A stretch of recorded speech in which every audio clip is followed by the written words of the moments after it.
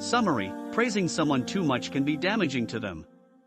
The hadith is about the Prophet Muhammad, PBUH, allowing Ibn Umar to join a battle when he was 15 years old, and Umar bin Abdul Aziz setting 15 as the limit between childhood and manhood. Sahih al-Bukhari 2663.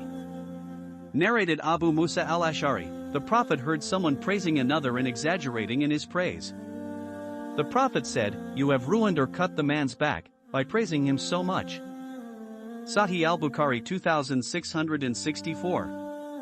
Narrated Ibn Umar, Allah's Messenger called me to present myself in front of him or the eve of the Battle of Uhud, while I was 14 years of age at that time, and he did not allow me to take part in that battle, but he called me in front of him on the eve of the Battle of the Trench when I was 15 years old, and he allowed me to join the battle.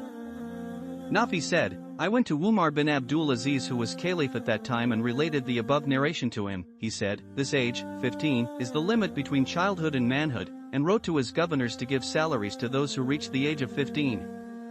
Explanations. The first hadith is about the dangers of excessive praise. It was narrated by Abu Musa al-Ash'ari, who reported that the Prophet Muhammad heard someone praising another person and exaggerating in his praise.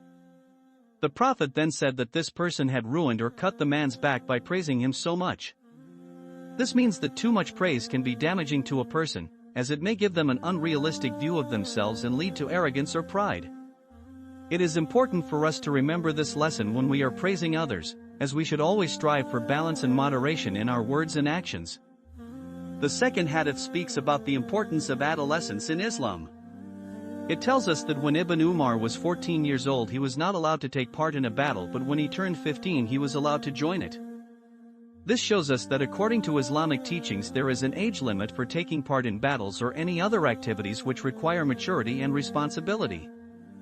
Furthermore, this hadith also tells us that Caliph Umar bin Abdul Aziz set 15 as the limit between childhood and manhood, which means that at this age one should be mature enough to take on responsibilities of adulthood such as marriage or taking part in battles, etc.